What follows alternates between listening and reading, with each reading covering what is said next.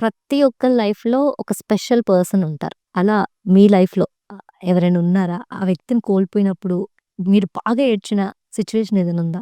ఆహ్, కోల్పోలేదు గానీ, కానీ ఒక సందర్భంలో మాత్రం ఒక ఇన్సిడెంట్ మాత్రం చాలా భయంకరం. హ్మ్. అంటే నాకు స్పెషల్ పర్సన్ అని చెప్పను గానీ, ఫస్ట్ నా లైఫ్‌లో సైకాలజీ చేయడానికి అంటే ఆ బీజం అక్కడి నుంచే పడిందని చెప్పాలి. ఎలా అంటే, మా నాన్నగారు చనిపోయిన తర్వాత నేను స్కూల్ మారాను. ఎయిత్ క్లాస్‌లో మా నాన్నగారు చనిపోయారు. ఎయిత్ క్లాస్ అయిపోయిన తర్వాత స్కూల్ మారిన తర్వాత కరెక్ట్‌గా స్కూల్ 3 నెలలు ఎళ్ళిన తర్వాత నా పేరు అందరికి నోట్ అయింది. సుధీర్ అనే పేరు అందరికి నోట్ అయింది. ఒకరోజు సండే తర్వాత మండే స్కూల్‌కెళ్ళంగానే అందరొచ్చి, "సుధీర్ నువ్వు బతికే ఉన్నావు. సుధీర్ నువ్వు బతికే ఉన్నావు" అని అడిగారు. ఒరేయ్! బతికే ఉన్నాను కనపడట్లేదు అన్నాను. ఓహ్! నువ్వు కాదా అయితే ఇంకో సుధీర సూసైడ్ చేసుకుందన్నాడు. ఏంట్రా సూసైడ్ చేసుకున్నాడని చెప్పి నేరుగా వాళ్ళ ఇంటికెళ్తే, వాళ్ళ నాన్న ఒక రైతు, అమ్మ కూడా రైతు, ఒక్కగానొక్క కొడుకు. మనోడేంటంటే చదువంటే వాడికిష్టం లేదు. వాళ్ళ నాన్న కూడా చిన్నప్పటి నుంచి చదువు మీద ఫోర్స్ పెట్టలేదు. "అరేయ్! నువ్వెళ్లి చదువుకోరా, చదువుకొని నువ్వు కొద్దిగా చదువుకొనొస్తే తర్వాత నువ్వు పొలం చూసుకో, లేకుంటే ఇల్లు చూసుకో" అని చెప్తుంటే, వాడెక్కడో సైకలాజికల్‌గా డిస్టర్బ్ అయ్యాడు. హ్మ్. కారణం ఎవరికీ తెలీదు. ఒకరోజు హాస్టల్‌లో పైన సూసైడ్ చేసుకున్నాడు. అప్పుడు that was the first incident. నాకిప్పటికీ బాధేంటంటే ఆ తల్లిదండ్రులు ఎవరైతే ఉన్నారో వాళ్ళ నరకం నెక్స్ట్ లెవెల్ అండి. అదిప్పుడు మాటల్లో కూడా చెప్పలేం. ఆత్మహత్య అనే పేరులో ఆత్మహత్య అంటే నా ఆత్మని నేను చంపుకుంటూ నా కుటుంబాన్ని హత్య చేయడమే ఆత్మహత్య. మనమేముంది ఒక్క నిమిషం పోతాం. కానీ దాని తర్వాత వాళ్ళ కట్టె కాలేంత వరకు ఆ నరకయాతన వాళ్ళకి అలాగే ఉంటది. ఇప్పటికి ఎప్పుడైనా ఇప్పటికి జరిగి 20 సంవత్సరాలు అవుతుంది. 20 సంవత్సరాల తర్వాత ఎప్పుడు వాళ్ళ కుటుంబాన్ని కలిసినా ఆ నరకాన్ని వాళ్ళ కళ్ళలో చూస్తూ ఉన్నాను. నాకెప్పటికి వెళ్తేంటంటే ఎవరైనా ఇలా ఆత్మహత్యలు చేసుకుంటే ఆ కుటుంబం పడే నరకయాతన తలుచుకున్నప్పుడల్లా బాధేస్తుంది. నేనిప్పటికీ నా ప్రయత్నం ఏంటంటే నేనెవ్వరిని ఇప్పుడు దేవుడి దయ వల్ల అలా కోల్పోలేదు కానీ, ఇంకెవ్వరిని కోల్పోకుండా ఉండే విధంగా చేయడమే ఇప్పుడు నా లక్ష్యం. అందుకే ఆత్మహత్య లేని సమాజం నిర్మించడానికి నేను ప్రయత్నిస్తున్నాను. ఇప్పటిదాకా 19 మంది ఆత్మహత్యలు చేసుకుంటూ, ఆ ఆలోచనతో ఉండేవాళ్ళని కాపాడి వాళ్ళ లైఫ్‌ని మార్చే విధంగా నేను చేశాను. That is the biggest achievement I can say. Superb sir.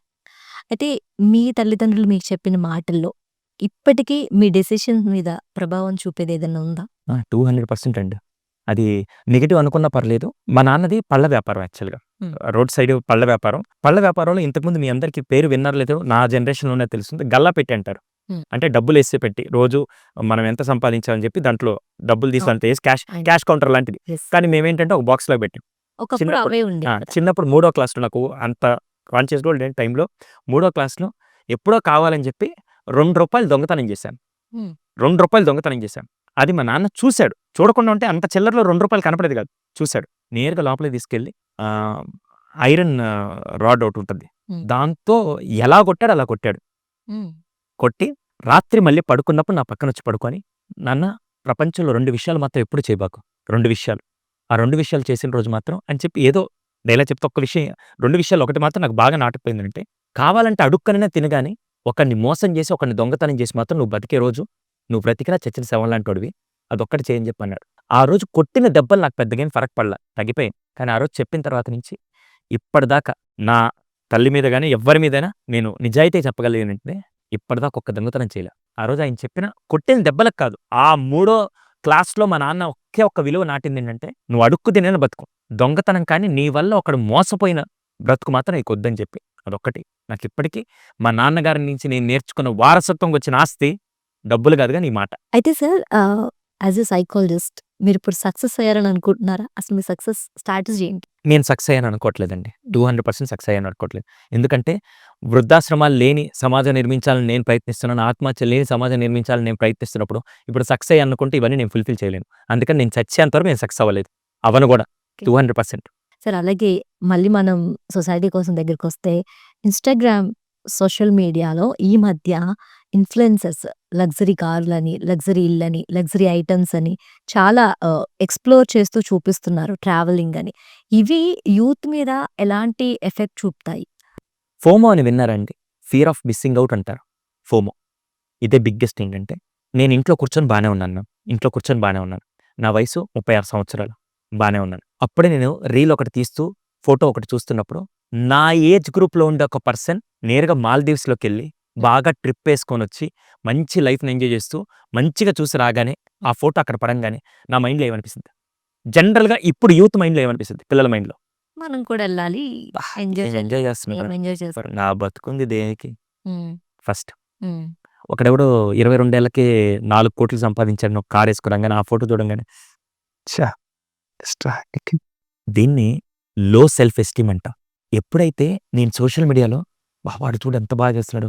నాకున్న దాంతో నేను హ్యాపీ అవ్వకుండా ఒక లేని వరల్డ్‌ని నేను ఊహించుకుంటూ అది కదా లైఫ్, ఇది లైఫ్ కాదని చెప్పినప్పుడల్లా నా వాల్యూ నాకే తగ్గిపోతూ ఉంటది. ఇది సోషల్ మీడియా వల్ల జరిగే బిగ్గెస్ట్ ఎఫెక్ట్ అంటే ఇది. ఓకే. మేబీ ఇప్పుడు ఫర్ ఎగ్జాంపుల్ ఒక కెమెరామెన్ ఒక కెమెరా కొనుక్కున్నాడు. కెమెరా అద్భుతంగా ఉంది. అతనికి కావాల్సిన రిక్వైర్మెంట్ ఫుల్‌ఫిల్ అవుతుంది. ఈ లోపల ఎక్కడో చూసినప్పుడు వైల్డ్ ఫోటోగ్రాఫర్ ఒకతను లెన్స్ ఎంత పొడుగున పెట్టుకొని చూస్తున్నప్పుడు ఏముందిరా ఒక్కరోజు అది కొనుక్కుంటే బాగుండేదని ఇక్కడ ఈ సో కాల్డ్ ఇన్‌ఫ్లుయెన్సర్స్ ఏదైతే లైఫ్ చూపిస్తున్నారే, ఒక్కొక్కరు నాకింత కారుంది, ఇంత బంగ్లా ఉందని చూపిస్తున్నప్పుడు, ఒక్కొక్కడి బ్యాక్‌గ్రౌండ్‌లో ఎంత దరిద్రం ఉన్నాయో వాళ్ళకే తెలుసు. అవునా? కానీ ఇక్కడ చూసేవాడికంటే తెర ముందు మాత్రమే కనపడదు. తెర వెనకాల ఎవరికీ కనపడదు. కానీ ఆ తెర ముందు కనపడే పిక్చర్‌ని చూసి వీళ్ళ లైఫ్‌ని రిలేట్ చేసుకోవడం మొదలుపెట్టినప్పుడల్లా he is the most unhappiest person in the entire world. అది ఇప్పుడు చాలా వరకు జరుగుతూ అందుకే సో కాల్డ్ సెలబ్రిటీస్ కూడా, I'm not talking about influencers, so called celebrities కూడా ఇంతకు ముందు రోజుల్లో ఎందుకు చాలా వరకు ఆత్మహత్యలు చేసుకున్నారంటే ఫైనాన్షియల్‌గా బయట అందరూ వీడినేం ఎక్స్‌పెక్ట్ చేస్తున్నారు. నువ్వెవరా హీరో అని చెప్పి. కానీ పాపం అతను పడే కష్టాలు అతనికే తెలుస్తాయండి. చిన్న చిన్న వ్యక్తులు ఎవరైతే చిన్న చిన్న పనులు చేసుకుంటూ మీరు సినిమా ఫీల్డ్‌లో ఉన్నారు, సెలబ్రిటీస్‌లో ఉన్నారని చెప్పి ఆఖరికి ఇన్‌ఫ్లుయెన్సర్‌లు కూడా ఇప్పుడు నేను బయటికొచ్చిన తర్వాత నా మీద ఇంత ఇమేజ్ ఉంది కాబట్టి నేను అది చూపించుకోలేకపోతే ఏమైపోతానని చెప్పి రాంగ్ ఫేమ్ కోసం కూడా అప్పులు చేసి మరీ బతికేవాళ్ళు చాలా మంది ఉన్నారు. కానీ ఫ్రంట్ ఫేస్‌లో ఎవరికీ అది కనపడదు కదా! సో ఈ వీడియో చూసే వాళ్ళందరూ బాగా గుర్తుపెట్టుకోండి. ఫ్రంట్ ఫేస్‌లో నువ్వు చూసేదంతా ఇప్పుడు నేను సూట్ ఏసుకొని వచ్చాను కదా! సుధీర్‌కి ఏమి కష్టాలు లేవు అనుకో. నా బనీన్‌కి ఎన్ని మొక్కలున్నాయో నాకే మాత్రం తెలుస్తుంది. అది మీరు అర్థం చేసుకున్న రోజే జీవితం విలువ తెలుస్తుంది.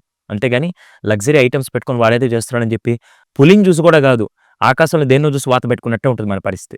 అందుకని ఆ రాంగ్ ఫేమ్స్‌లో, రాంగ్ నేమ్స్‌లో, రాంగ్ ఇమేజెస్‌లో మాత్రం పడకూడదు.